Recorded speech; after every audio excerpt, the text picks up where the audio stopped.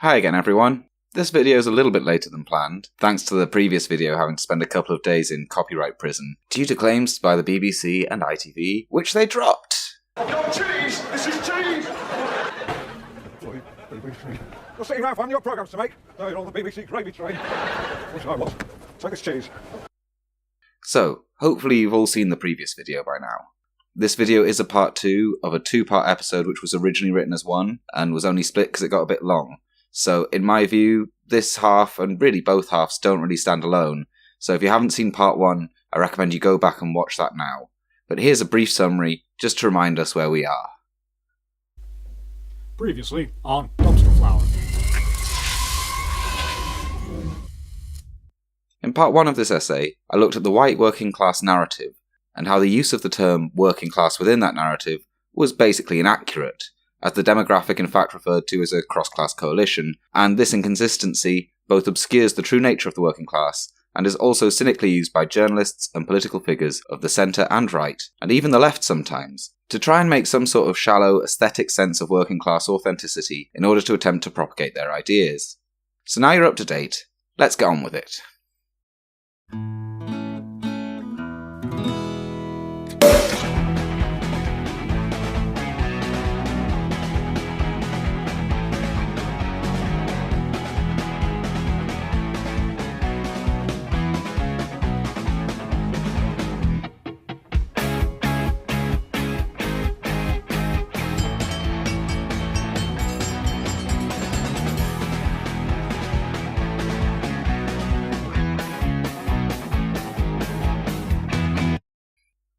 So, as I said before, in part 1 we covered the relevance of the term working class in the narrative of the white working class.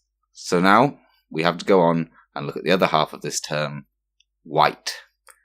And therefore, of course, it's time to talk about race. Part 2. White. So, as I said last episode, obviously there are people who are both white and working class, and even white and very poor. And of course, there is certainly, as I acknowledged earlier, a cross-class demographic of white people who hold the reactionary values ascribed to this notion of the white working class. So what's my objection here? Well, first, the most obvious point is the fact that just being white and poor does not necessarily mean you agree with agendas like Trump and Brexit, or more general xenophobia and so on. I mean, the majority of our societies are working class and, thankfully, these people with their xenophobic beliefs are not actually the majority. Also, the supporters of these causes are not necessarily white. In the UK, 52% of Sikhs and 30% of Hindus, Muslims and Chinese people voted for Brexit. So it's hardly a homogeneous white vote, even if white people voted for it more than others. These are clearly large numbers of people. So an understanding of why it happened must surely include asking why these non-white people also voted for it. There was also a Lexit campaign for a left-wing Brexit, breaking the ideological narrative to an extent, though it's unclear how effective this actually was in the original referendum. In the US too, 29% of Hispanic and Asian people voted for Trump. Again, any explanation must surely take account of this. In both cases, age is as much a predictor of voting intention as race, with most young people across classes in the US and UK opposing Trump and Brexit respectively. So, where are all the young, white, poor people who opposed these things in this white working class narrative? Again, this is another group of people who are excluded. But all of this aside, the most important way in which white is misleading in this narrative is it implies we can or should divide the working class by race, or in more extreme cases, that the white poor are working class, whereas poor people of colour are merely other in some way. Now that is not to say that we shouldn't take account of racial differences within the working class, and certainly we should look at the intersections of class and race, and try and make sure we support the needs of both, recognising the specific needs and additional issues that working class people of colour may suffer, beyond just the standard suffering applied to all parts of the working class, both by being subject to racial othering, and also often by bearing the brunt of a lot of the lowest end labour in the society, due to structures of racism long encoded into it. But we should also be recognising the common interest of a working class that is composed of a variety of racial and ethnic backgrounds, and yet is still basically shat upon by the same people. This is especially significant, as much of this use of the term white working class is associated with anti-migrant sentiments, which I have already shown are not homogeneous in the working class. However, migration is not the cause of the working class economic woes. As I said in the previous part, Shaun's video on abusing statistics makes this argument well. But do you know what does drive down wages and put undue strain on public services? Capitalism! As I pointed out earlier, it is our economic system, and more recently, the last 40 years of elite efforts to remove the gains of the working class from the post-war settlement that is the problem. And this is an attack not from a racial other, but from an economic elite following a flawed and exploitative system. And you know what? This isn't an attack that just affects the white working class, or the straight working class, or the cis working class, or the male working class. It is an attack that hits the entire working class. In countries across the world, the rich-poor divide is widening as the rich get richer at our expense. As Marx pointed out, in reference to communists, which for Marx were those who understood the best interests of the workers, in the national struggles of the proletarians of the different countries, they point out and bring to the front the common interest of the entire proletariat, independently of all nationality. The working class is international because we share a common interest. The end of capitalism and imperialism have as much to offer the poor of Africa or Asia as those of Europe and America, whether they have migrated or not. In fact, by characterizing the working class as white, we are excluding a huge part of the working class, all those who are non-white. This is well pointed out by working class woman of colour, journalist, academic and general badass Ash Sarkar of Novara Media, who I quoted defining the narrative of the white working class at the beginning of the last episode. This footage is from an interview she gave to the Independent newspaper in relation to the article I quoted earlier, which she wrote for that newspaper. So do you feel like when people talk about the working class in the UK, that part of your own family history and indeed your own history gets erased when people talk about it just in terms of whiteness? Completely. Not just in terms of race, but also gender. So particularly in critical race circles or in histories or in British historical circles, we talk about the fact that waves of migration occurred post-World War II to fill certain labour shortages. And when we imagine those labour shortages, we gender that work as predominantly male. Mm-hmm. So we think about things like bus conductors, or we think about factory work. What we don't talk about is the situation that my grandmother found herself in. She was 17, she came to this country in 1954, I think it was. She moved just onto North Road near Caledonian Road. Mm-hmm. And she was working as a care worker, which was another labour shortage. So, this kind of newly created NHS and care system needed predominantly, black and brown, predominantly female workers to come and staff it. So one of the things I'm trying to get at in this article is that we suffer from a selective cultural memory in which we racialise the working class as white, and when we don't, it's predominantly male. So even away from the international scene, the working class of countries like Britain and America is a multiracial working class, struggling under the same weights imposed from those with wealth and power. I think we see this pretty clearly in the case of Grenfell Tower. In case non-British viewers don't know, Grenfell was a council block in Kensington, one of the richest parts of London, but also one with one of the highest wealth gaps in the whole country. These council-home tenants, living only a short distance from millionaire mansions, continually raised issues with the condition of their housing. Residents had complained for many years about safety concerns from dodgy electricals and other maintenance issues. They had even warned of disaster if their complaints weren't listened to, but these complaints had fallen on deaf ears. What's more, the building had been reclad with external panelling. However, a choice was made to use cheap panelling, whose legality it seems was possibly dubious, in order to save £2 per square metre, an overall saving of merely around £5,000. This was a working class community being put at risk to cut costs for the capitalist system that cared nothing for their well-being. And on June 14th, 2017, the worst happened.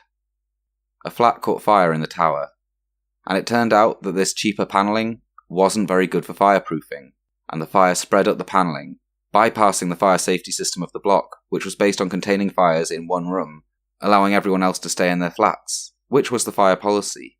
And they did. Many people stayed in their flats, as the outside of the building quickly turned into an inferno, spreading the fire to other flats. 72 people died. It was the largest peacetime loss of life on British soil since World War II. These were working class people, living in substandard state housing. Their interests were for better living conditions and safety, for the concerns of those in charge to be with their safety and well-being, not with their own profits. These people were not a racially homogenous group. They were from all colours and religions. But their interests were the same. By dividing our class interests over things like race, we make it harder for all of us to fight for our rights against a ruling class that will happily risk your life to save even such a relatively small amount of cash.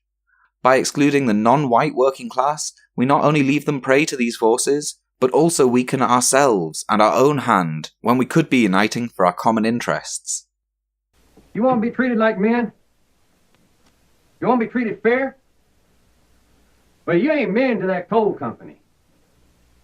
Your equipment, like a shovel, a gondola car, a hunk of wood brace. They'll use you till you wear out or you break down or you're buried under a slate fall, and then they'll get a new one. And they don't care what color it is or where it comes from. It doesn't matter how much coal you can load or how long your family has lived on this land. If you stand alone, you're just so much shit to those people.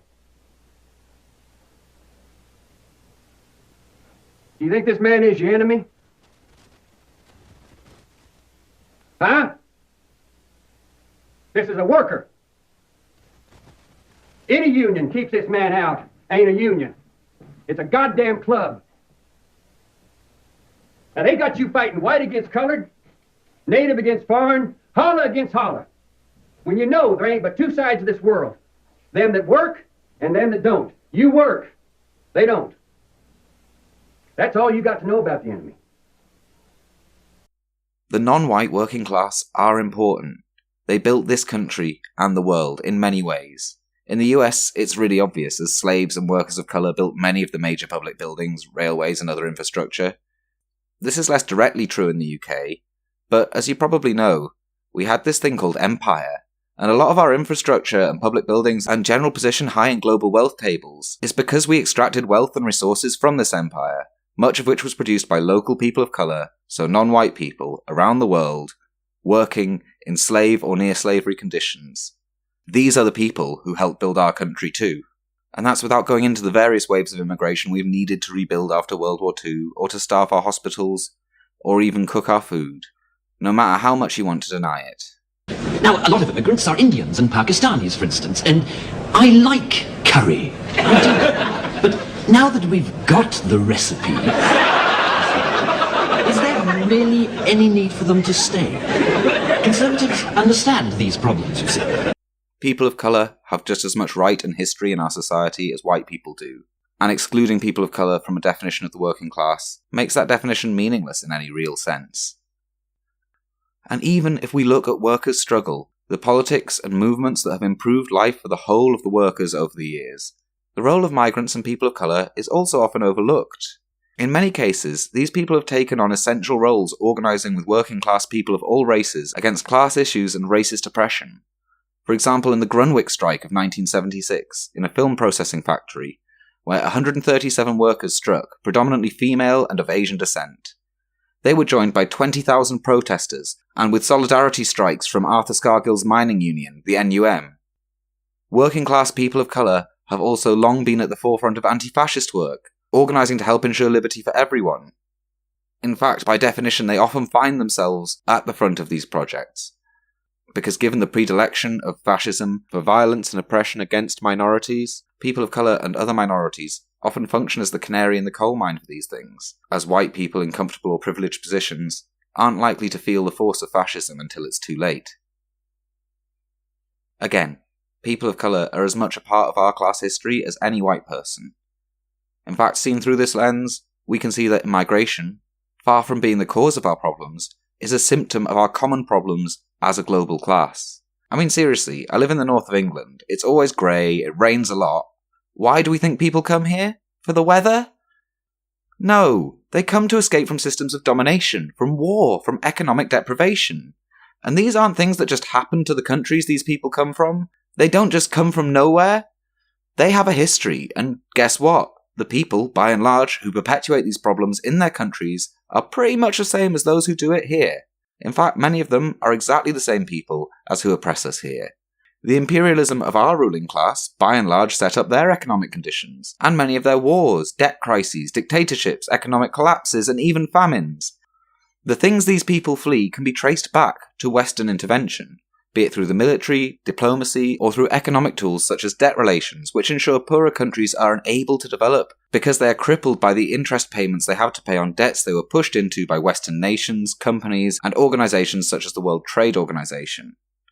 This mode of action became prevalent after the Second World War, when Western countries swapped out direct imperial rule for economic imperialism, manipulating poor countries through financial measures rather than direct political control. I referenced this in my last video, but for detailed analysis of this I highly recommend John Pilger's 1992 documentary, War by Other Means. This is also why I would reject attempts to split migrants into two classes of refugees and economic migrants. These so-called economic migrants are no less refugees, but the attacks they are fleeing are not military, but economic. They are just as much victims of our common class struggle and the hegemony of the capitalist elite in today's world. Many are also fleeing climate change, which is caused by the hubris largely of richer Western countries, but whose first victims, again, are generally in poorer, hotter areas or places very close to sea level, like the Maldives. This is also a driver of migration we have to address, as our pollution makes other parts of the world unlivable, and it's not getting any better anytime soon. So we shouldn't be pushing away those who are suffering from our class conflict, or its environmental effects, but helping them, making alliances and so on. We are really oppressed by the same class relations, and if we have a crisis of migration, it's only through dealing with our culture of international warmongering and perpetuating international inequality that we can actually change it. Attacking migration is merely attacking the symptom. We have to tackle the root cause, and that is inequality. It is the actions of our own countries that create the conditions for these migrations by destroying foreign economies. I mean, Africa is the most resource-rich continent on Earth, but because Western companies often use these resources, or collude to ensure they gain the largest profits, the workers of these countries merely develop these resources for the benefit of the economically powerful countries. Thus, the continent most resource-rich is also economically the poorest. Part 3. Conclusion. So to sum up, the white working class narrative around Trump, Brexit, and other neo-reactionary movements fails to accurately describe the demographics at play.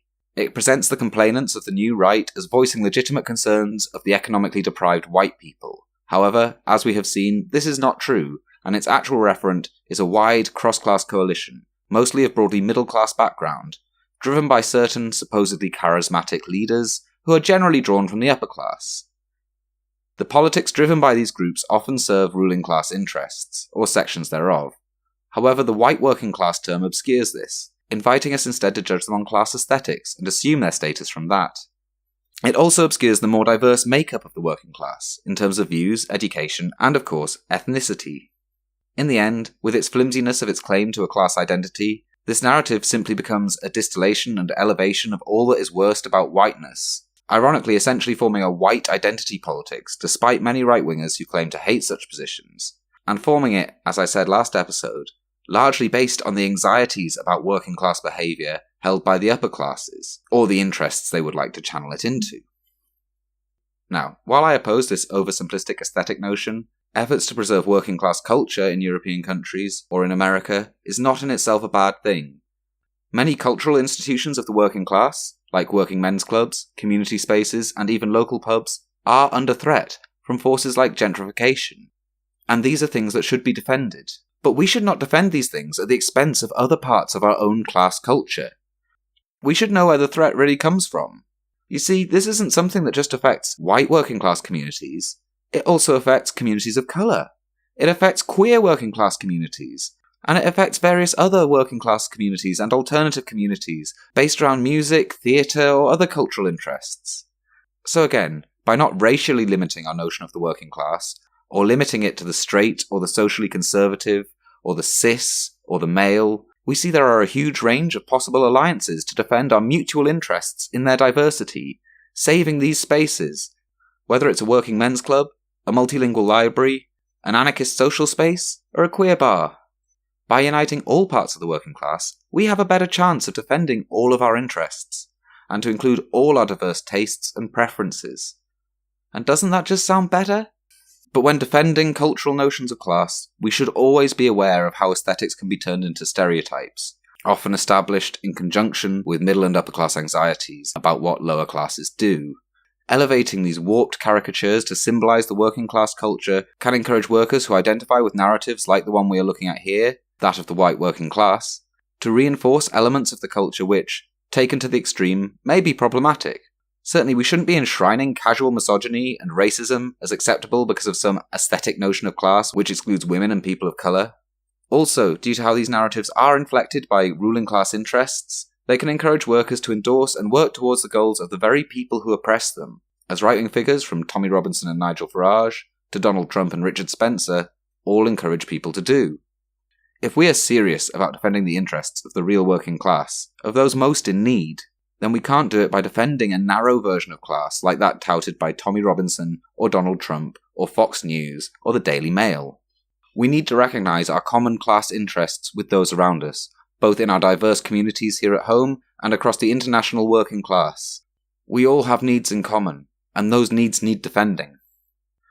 As such, we should certainly shelter those who are seeking to escape the horrors of their situation, be it war or economic deprivation.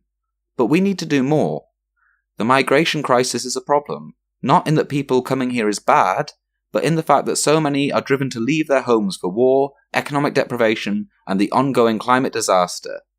This is a sign of problems which are largely produced by the elites of Western societies. We should be trying to prevent wars, to end the exploitation of poorer countries, and to establish some basic levels of international equality if we want to solve these problems. We should give aid designed to build independent economies, not client ones to Western governments and businesses, which are able to support their own people, and basically, we should campaign for global socialism too. And we should acknowledge that these problems take time to solve, and migration isn't going away soon. Wars are ongoing, and climate change, even if we did everything we could to stop it now, will get worse before it gets better. And we're not doing all we can. Far from it. So there's going to be more immigration. And you know what? We can take it. We owe it to these people to try and help them save themselves from the problems we created over centuries. We have a wealth that is built on the labour of the poor of other countries, and to turn them away at their hour of need would be a further offence.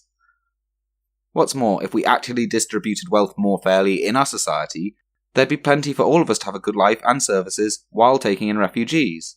Also, migration actually boosts the economy, but that's another story, and again, check out Shaun's video on the subject if you need evidence for this. We shouldn't be turning away boats in the Mediterranean, as Lauren Southern and Katie Hopkins tried to do in a horrific far-right operation. Katie Hopkins, by the way, if non-UK viewers don't know, is a British journalist. Well, she was on our version of The Apprentice, and then got a column in The Sun because she was kind of racist, and then went on to write an article saying we should send the Navy to burn migrant boats, and referring to migrants as cockroaches. So yeah, what these people are doing is horrible, and we should be taking the refugees. But I want to go further.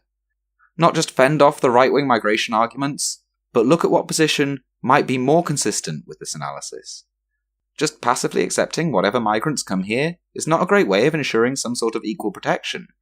It's clear to see how poorer people in war-torn countries or deprived countries may find it harder even to get the funds to support them on the journey, while the very rich can generally emigrate without much trouble when they like. And there is clearly a spectrum between these positions. I actually have some vicarious experience of this from my own family history. My grandparents were both half Jewish and had to flee Germany in the 1930s for, well, obvious reasons. Now my family were not super rich or anything like that, but they were doctors and teachers and had some income and position in their community. And while they still had to run, and it was still horrible and scarring for them, their resources did help them leave a little bit more easily, and their qualifications helped them to find work in their new home in the UK. The privilege of this was brought home to me recently when talking with a friend whose grandparents had also fled Germany, for the same reason, but they had come from a poorer background, and while much of my extended family was able to leave, though not easily or anything, and I certainly don't want to depreciate the severe suffering that they went through, but most of my friends' relatives at the same time died in Auschwitz, because they didn't have the resources to leave. This is no criticism of people having the resources to flee, far from it. But if we want to try and help people in these situations and prevent atrocities in an egalitarian way, I think we need to look at how we should help those that can't travel of their own accord, through poverty or ill health or age, as well as those who can. We should be looking at how to make sure poverty does not mean you are unable to escape when the worst happens. Now, until we have international libertarian or anarcho-communism and no borders, obviously it'll be hard to ensure equal protection internationally. And, well, we should just do that. But as international libertarian or anarcho-communism doesn't seem to be forthcoming immediately right now, maybe some other ideas could help in the short term. So rather than repelling ships, or just leaving people smugglers and dodgy gangs to bring people across, which incidentally has caused build-ups of migrants in places like Libya, where the combination of that and the power vacuum after Western powers unseated Gaddafi has led to horrific conditions and even the emergence of slave markets, where would-be migrants are sold into slave labour. And all migration routes are generally fraught with dangers, from robbery and cons to abduction, sexual assault and rape. If we want to protect these people, I say our policies shouldn't be reactive, they should be proactive. We should be chartering ships and aircraft to bring these people across safely and help them reach their destinations.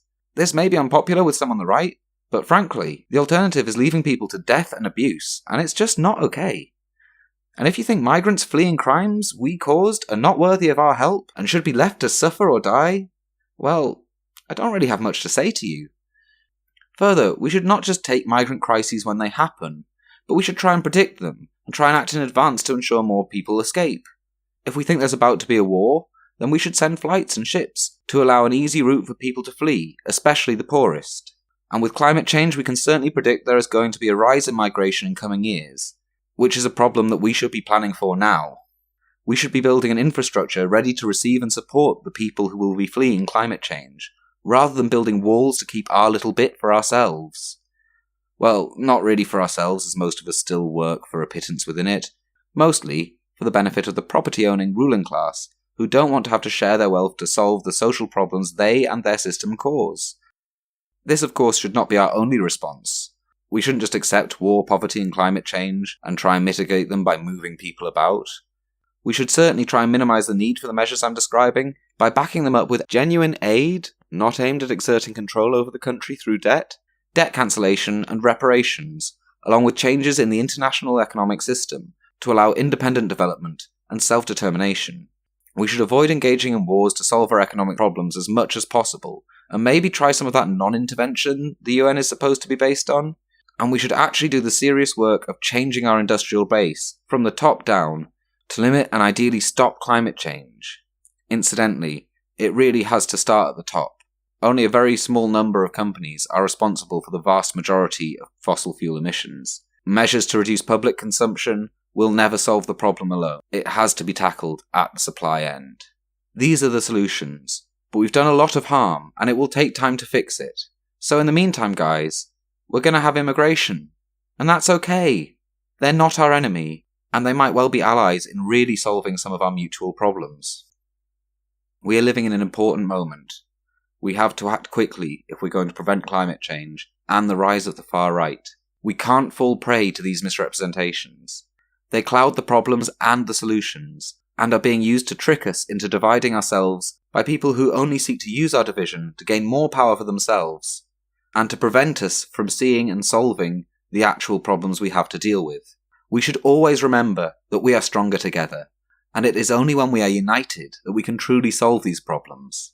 That is why these people seek to divide us, because our unity as workers and as people, across all races, working for our collective knowledge of our own interests, that is what the people spreading this narrative are really afraid of. So, thanks for listening again, everyone.